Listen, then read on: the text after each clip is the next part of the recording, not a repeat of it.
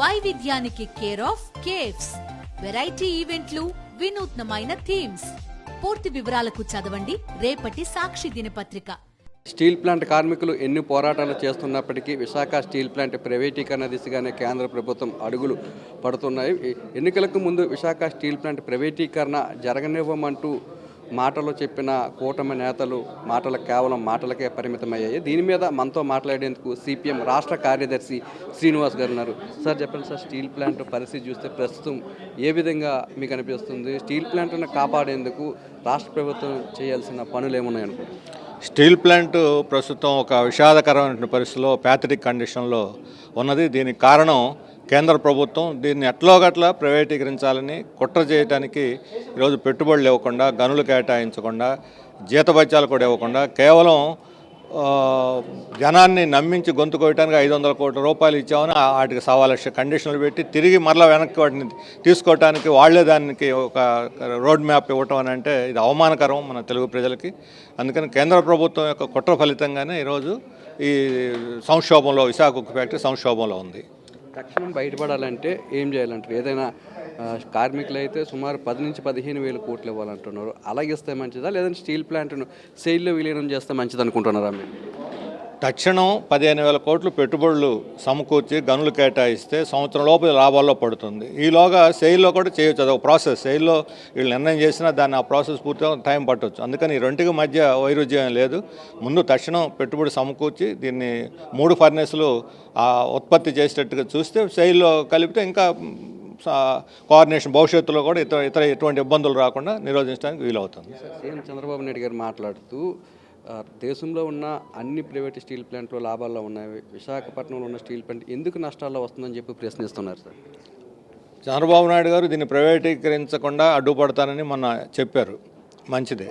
కానీ దేశంలో ఉన్న అన్ని ఫ్యాక్టరీలు లాభాలతో నడుస్తూ ఎందుకు నష్టాల్లో ఉందంటే కేవలం కేంద్రంలో ఉన్న మోడీ ప్రభుత్వం యొక్క కుట్ర, వివక్షతాపూరితమైన వైఖరి వల్లే. ఏమైనా సరే ఇంతకాలంగా 3 ఏళ్లుగా కార్మికులు అడ్డుకున్నారు ప్రైవేటీకరణ కాకుండా. ఇక ఈ కార్మికుల్ని ఈ రకంగా వీళ్ళు మాట వినరు, దీన్ని కిల్ చేయాలి అని చెప్పి ఆ రకమైనటువంటి కుట్ర చేస్తున్నారు. అందుకని రాష్ట్ర ప్రభుత్వం ఒక ప్రత్యేకమైన మిషన్ చంద్రబాబు నాయుడు గారి ఆధ్వర్యంలోనే ఆయన ప్రత్యక్ష మార్గదర్శకత్వంలో మిషన్ వేసి దీన్ని ప్రైవేటీకరణ కాకుండా లాభాల్లో నడిచేటట్టుగా కేంద్ర ప్రభుత్వం తోటి అలా దాన్ని నెగోషియేట్ చేసి నిలబెట్టాలని చెప్పి కోరుతున్నాను. సార్, విశాఖ స్టీల్ ప్లాంట్కి సంబంధించి సెంటిమెంట్ అనే పదం ఎక్కువగా వాడొద్దు అంటున్నారు. ఆ పదాన్ని వాడితే రావాల్సిన వాళ్ళు కూడా ముందుకు రారంటున్నారు చంద్రబాబు నాయుడు. అసలు విశాఖ స్టీల్ ప్లాంట్ సెంటిమెంట్ మీద ఏర్పడిందా, లేదంటే సెంటిమెంట్ అనే పదం వాడవసరం లేదనుకుంటున్నారా? ఇది 32 మంది ప్రాణత్యాగాలు చేసి సాధించుకున్నటువంటి ఫ్యాక్టరీ. ఇది మన హక్కు. ఇది సెంటిమెంటా లేకపోతే ఇంకోటా కాదు. సెంటిమెంటు అని ఆ అర్థంలో ఏదో ఆంధ్రప్రదేశ్ ఇది మన పోరాటి సాధించుకున్న మన సొంత ఆస్తి, ప్రజల యొక్క ఉమ్మడి ఆస్తి. మన రైతులు పొలాలు ఇచ్చారు, నిర్వాసితులు ఈరోజు కూడా వీధుల్లో ఉన్నా సరే ఫ్యాక్టరీ కోసం త్యాగాలు చేసి వాళ్ళు కష్టాలు అనుభవిస్తున్నారు. కార్మికులు జీతాలు వచ్చిన రాకపోయినా కష్టాలు అనుభవిస్తున్నారు. అందుకని ఇదంతా కూడా మన హక్కు.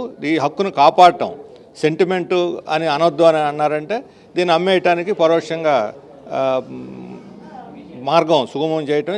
ఇది ఎట్ ఏ టైం హక్కు, ఇంకొకవైపు సెంటిమెంట్, రెండు కూడా. సార్, కేంద్ర ప్రభుత్వం మీద కూటమి నేతలు ఒత్తిడి తేవడంలో విఫలమయ్యారనే అభిప్రాయం సర్వత్రా వినిపిస్తుంది. ఆ మాటలతో మీరు ఏకీభవిస్తారు? అదే నిజమైతే కేంద్రం మీద ఎలాంటి ఒత్తిడి తేవాలని మీరు కూటమి నేతలకు సూచిస్తున్నారు? ఇప్పటి వరకు ఈ 100 రోజుల్లో విశాఖ ఉక్కు ప్రైవేటీకరణ కాకుండా దీన్ని పూర్తి స్థాయిలో ఉత్పాదకత సాధించడానికి అవసరమైన చర్యలు కేంద్రం మీద ఒత్తిడి తీసుకురావడంలో సంతృప్తికరంగా లేదు రాష్ట్ర ప్రభుత్వం చేసింది. మాటలు చెప్తున్నారు, సవాళ్ళు ఇస్తున్నారు, లేదా శబ్దాలు చేస్తున్నారు తప్ప 15,000 కోట్లు పెట్టుబడులు ఇప్పించి గనులు కేటాయింపజేస్తే వాళ్ళ చిత్తశుద్ధి అప్పుడు ప్రజలు అర్థం చేసుకుంటారు, అభినందిస్తారు.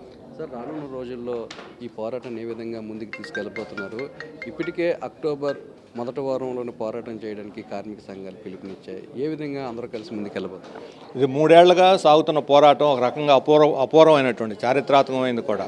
దేశంలో ఎక్కడ కూడా ప్రైవేటీకరణకు వ్యతిరేకంగా ఇంత దీర్ఘకాలం కార్మికులు అందరూ ఐక్యంగా, ఎన్ని విభేదాలున్నా వాటి మధ్య పార్టీలు తేడాలున్నా సరే వాటన్నింటిని పక్కన పెట్టి ఐక్యంగా పోరాటం అనేది అపూర్వమైనటువంటి విషయం.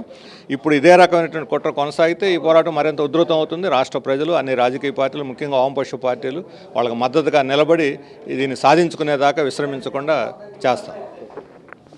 విశాఖ స్టీల్ ప్లాంట్ ప్రైవేటీకరణ జరగకుండా కేంద్ర ప్రభుత్వంపై ఒత్తిడి తేవడంలోని కూటమి ప్రభుత్వం అనుకున్న స్థాయిలో పనిచేయలేదని, దీని మీద వెంటనే సీఎం చంద్రబాబు నాయుడు ఒక మిషన్ ఏర్పాటు చేసి స్టీల్ ప్లాంట్కు తక్షణమే 15,000 కోట్లు ఇచ్చేలా ఒత్తిడి చేయాలంటున్నారు. స్టీల్ ప్లాంట్ ప్రైవేటీకరణ జరిగినట్లయితే రానున్న రోజుల్లో తమ పోరాటాన్ని మరింత ఉధృతం చేస్తామని, ఇచ్చిన మాట నిలబెట్టుకోవాల్సిన బాధ్యత ప్రజాప్రతినిధుల మీద ఉందని శ్రీనివాసరావు చెప్తున్నారు. కెమెరామెన్ అప్పలరాజుతో నాయుడు, విశాఖపట్నం నుంచి.